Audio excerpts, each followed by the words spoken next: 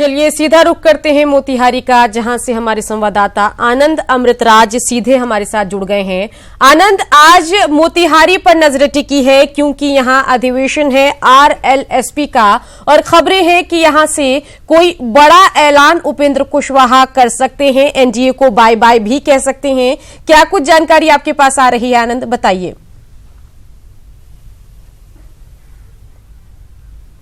देखिए सुकन्या, मैं कल देर शाम तक उपेंद्र कुशवाहा के साथ ही मौजूद था और उनसे कई बार बातचीत हुई। और कल जब उनसे जब हमने इंटरव्यू लिया था उसमें उन्होंने कई बातों का इशारा किया था, लेकिन जो ऑफ द रिकॉर्ड बात हो रही थी उसमें जो इशारा मिला वो साफ है कि आज 1 बजे जब मोतिहारी में खुला अधिवेशन किया जाएगा, जिसमें कुशवाहा अपने तमाम पार्टी के नेता और कार्यकर्ताओं के साथ खुला अधिवेशन करेंगे, सब लोग अपनी राय रखेंगे और उसके बाद उपेंद्र कुशवाहा एक भाषण देंगे और उसी भाषण के दौरान वो साफ कर देंगे कि वो महागठबंधन की तरफ जाएंगे या फिर एनडीए की तरफ। लेकिन इतना तो साफ है, कल उन्होंने जिस तरीके से जेडीयू को लेकर तल्खी दिखाई है, इतना तो साफ है कि वो एनडीए में रहकर भी जेडीयू के साथ नहीं थे।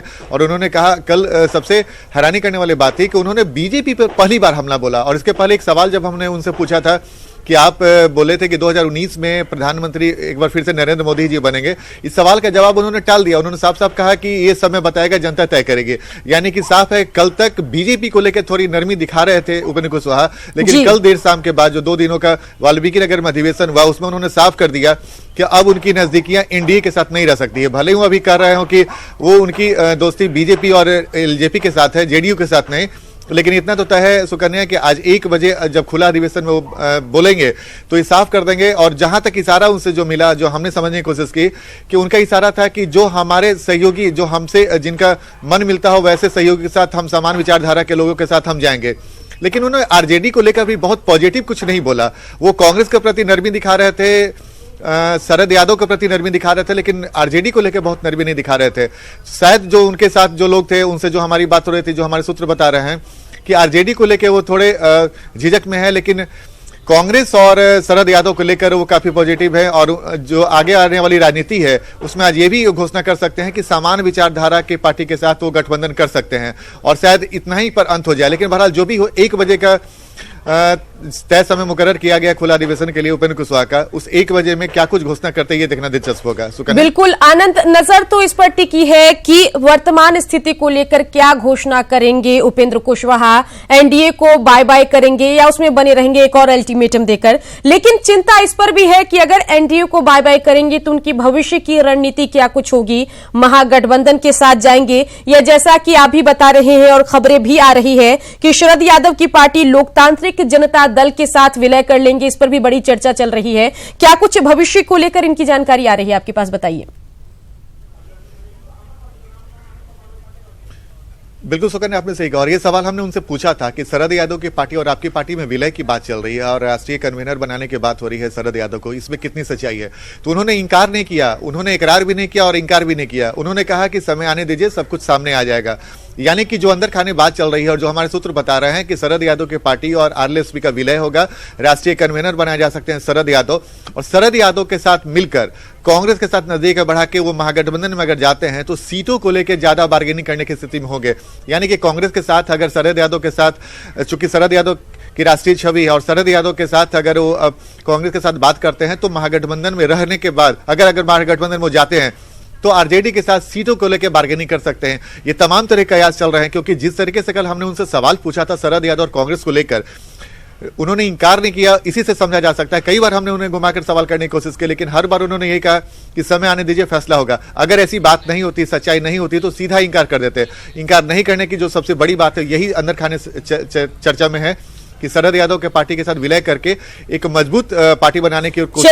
चलिए जेडीयू का रिएक्शन ले लेते हैं। आनंद, आप बने रहिए हमारे साथ। जेडीयू के प्रवक्ता नीरज कुमार भी हमारे साथ फोन लाइन से जुड़ गए हैं। नीरज जी, स्वागत है आपका न्यूज 18 में। आरएलएसपी का यहां पर अधिवेशन है मोतिहारी में, बड़ा ऐलान कर सकते हैं, एनडीए को बाय बाय कह सकते हैं, क्या कुछ लग रहा है? कयासों का बाजार गर्म है। आरएलएसपी के भविष्य को लेकर खबर है कि शरद यादव की पार्टी लोकतांत्रिक जनता दल से विलय भी उनकी पार्टी का हो सकता है और कुछ बाहर की पार्टियों के साथ गठबंधन करके आगामी विधानसभा और लोकसभा चुनाव में आरएलएसपी जो है एक अलग राजनीति पेश करने की कोशिश कर सकती है। कैसे देखते हैं इसे, बताइए। देखिए, रालोसपा का ये स्वतंत्र फैसला है, वो जाने वो क्या फैसला लेंगे जी। ये उनका अधिकार क्षेत्र में है। लेकिन रालोसपा एक ऐसी पार्टी है, कोई यहाँ गिरा कोई वहां गिरा, तो हमारी सरकार जो बिहार में एनडीए की सरकार है, जो माननीय विधायकों के समर्थन से चल रही है, जी। तो रालोसपा के माननीय विधायकों का सरकार को अब तक समर्थन हासिल है जी। इसलिए उनका फैसला वो जाने। चलिए नीरज कुमार जी, बेशक आप कह रहे हैं कि ये उनका फैसला है, लेकिन इससे नुकसान एनडीए को होगा क्योंकि एनडीए का खेमा कमजोर पड़ जाएगा। एनडीए के ही वही दोनों विधायक, उन्हीं के दल के विधायक हैं जो हमारे सरकार के साथ खड़े हैं जी। माननीय ललन पासवान जी और सुधांशु शेखर जी, जो उनके माननीय विधायक, जो उन्होंने मंतव्य दिया है, मैं नहीं जानता मंतव्य उनका जो मीडिया में आया है जी। तो हम तो सरकार के स्थायित्व पर कोई असर नहीं पड़ना है, सरकार के संख्या बल में कोई अंतर नहीं, सदन में अंतर नहीं पड़ना है जी। ऐसे भाई पार्टी है, अगर व्यक्तिगत रूप से वो कुछ फैसला लेंगे तो उनका व्यक्तिगत मामला है ये। नीरज कुमार जी, लेकिन सबसे ज्यादा चर्चा इस बात की हो रही है कि लगातार उपेंद्र कुशवाहा कोशिश करते रहे कि सम्मानजनक स्थिति के साथ उनको एनडीए में रखा जाए। उन्होंने 15 सूत्री मांगे भी शिक्षा विभाग में सुधार को लेकर दी, उस पर भी कोई चर्चा नहीं हुई। उल्टे एनडीए के नेताओं की तरफ से उनकी जो लगातार लेग पुलिंग की कोशिश की गई और उन्होंने अपने मंत्री रहते क्या कुछ कामकाज किया, उस पर टीका टिप्पणी की गई। तो कहीं से कोई कवायद यहाँ एनडीए की तरफ से उनको रोकने की नहीं हुई, इस पर भी लगातार चर्चा हो रही है। शिक्षा संबंधी जो उनकी मांग है, जरा उसका अवलोकन कर लीजिए। उसमें तो भाषागत इतना अशुद्धि है कि शिक्षा करा उठा, लगा कि मनोहर पोथी का ज्ञान लेना जरूरी है जो लोग मांगते हैं। चलिए नागमणि जी हमारे साथ जुड़ गए हैं, आरएलएसपी के नेता। नागमणि जी, स्वागत है न्यूज 18 में आपका। मोतिहारी के अधिवेशन पर नजरें टिकी है, क्या कुछ बड़ा फैसला होगा? क्योंकि पिछले कई जो मीटिंग्स वगैरह हुई आरएलएसपी की, उसमें उम्मीद थी कि कोई बड़ा ऐलान करेंगे, लेकिन एक और अल्टीमेटम के साथ उपेंद्र कुशवाहा ने कोई ऐलान नहीं किया। अब उम्मीद है कि इस अधिवेशन में कोई ऐलान होगा, क्या कुछ कहना चाहेंगे? नहीं, हमारा 2 दिन का बिहार के तमाम जो हमारे राष्ट्रीय पदाधिकारी, स्टेट पदाधिकारी, जिला अध्यक्ष जी, तमाम लोग के 2 दिनों तक गहन विचार विमर्श हुआ जी। और सभी लोगों ने अपनी अपनी बात को रखा है। सब एक तरफा बात है जी, बिल्कुल। खबर यही है नागमणि जी कि 90% कार्यकर्ता चाह रहे हैं कि एनडीए का दामन छोड़ दिया जाए, क्या लग रहा है?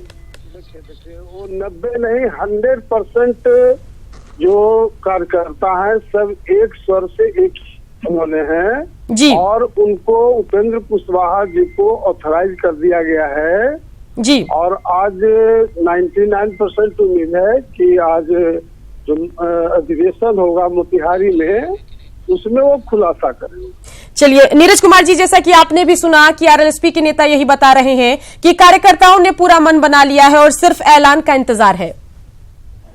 देखिए, जिनका मंतव्य ले रहे न्यूज 18 पर उन्होंने कहा था कि 12 बजे तक फैसला ले भाजपा जी, याद है ना आप ही के चैनल पर। तो हम समझते हैं कि इनके बयान को बहुत गंभीरता से उपेंद्र कुशवाहा जी नहीं लेते हैं। अगर इनके मंतव्य को लेते तो न्यूज 18 पर इन्होंने कहा था कि 12 बजे दिन तक के फैसला ले लिया जाए, जो राष्ट्रीय कार्य समिति की बैठक है। इनके बयान को आप आधिकारिक बयान नहीं मानिए, इसलिए वो एनडीए में है और हमारी उम्मीद यह कायम है कि जिन्होंने संकल्प लिया है उस संकल्प के आधार पर काम करेंगे। और शिक्षा संबंधी जो मांग है उसमें भाषागत इतना आतंक मचा हुआ है अशुद्धि का कि कम से कम उसको जरूर दूर कर लें। नीरज जी एक सवाल है मेरा आपसे कि कल उपेंद्र कुशवाहा ने कहा कि नीतीश कुमार की सरकार को उखाड़ फेंकना है। नीतीश कुमार की सरकार को उखाड़ फेंकना, इसका मतलब क्या समझा जाए? इसका मतलब सीधे तौर पर है कि अगर उखाड़ फेंकना है तो तेजस्वी यादव की चरण वंदना करना है। मुख्यमंत्री पद की उम्मीदवारी खत्म, अब हम तेजस्वी यादव जिंदाबाद करेंगे। इसका मतलब तो सीधा है ना, माननीय नीतीश कुमार जी किसी के पैरवी से आए हैं। लेकिन उपेंद्र कुशवाहा ने, नीरज जी, उपेंद्र कुशवाहा जी ने ये नहीं कहा है कि वो एनडीए के प्रति नाराजगी दिखा रहे हैं। अभी भी उनकी तलखी सबसे ज्यादा जेडीयू के प्रति है। लेकिन सवाल यही है नीरज जी ना कि आपकी पार्टी के वजह से एनडीए का एक सहयोगी जा रहा है, इस बात को लेकर आप पे तो सवाल उठेंगे ना? हमारी पार्टी के चलते नहीं, हमारी पार्टी में कोई भूमिका नहीं है भाई। उनके दल के विधायक तो हमारे साथ हैं, हम उनका व्यक्तिगत नाराजगी हो सकता है ना। उनके दल के विधायक तो सरकार के साथ। चलिए नागमणि जी आपसे एक सवाल है, नागमणि जी आपसे एक सवाल है कि आपने कहा था कि 99% उम्मीद है कि आज इसकी घोषणा कर दी जाएगी, 1% का पॉसिबिलिटी क्यों छोड़ रहे हैं? हर बार उपेंद्र कुशवाहा अल्टीमेटम देते हैं, ऐसा ही हाइप क्रिएट किया जाता है और लास्ट मोमेंट फिर से होता है कि उन्होंने कुछ और वक्त दे दिया। कल भी वो बीजेपी के प्रति थोड़े नरमी दिखा रहे थे, एलजेपी के प्रति नरमी दिखा रहे थे और जेडीयू के प्रति नाराजगी दिखा रहे थे। इसका मतलब क्या, जनता में भ्रम की स्थिति कब तक आप रख रहे हैं? क्या ये कवायद ये भी चल रही है कि लोकसभा चुनाव तक यही स्थिति बनी रहे और अंतिम समय में छोड़ के आप शहीद बनने की कोशिश करें?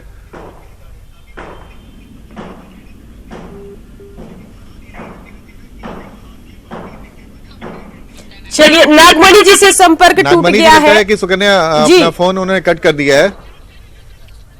नीरज जी हमारे साथ जुड़े हुए हैं, जेडीयू के नेता, उनसे आप क्वेश्चन कर सकते हैं। देखिए बिल्कुल नीरज जी एक सवाल है।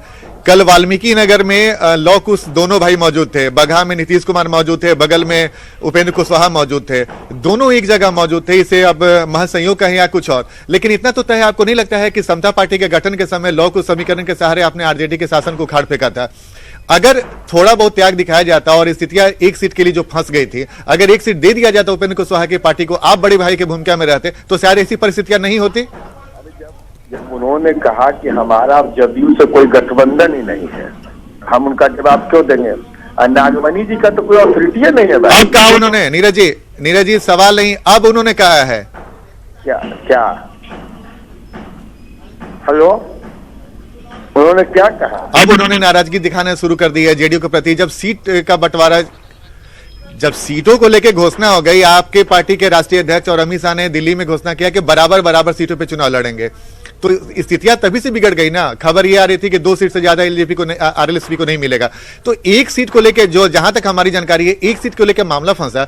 अगर एक सीट का त्याग जेडीयू कर देती तो शायद इसी परिस्थितियां नहीं होती। आपकी वजह से ही ना एक गठबंधन का मजबूत सहयोगी जा रहा है।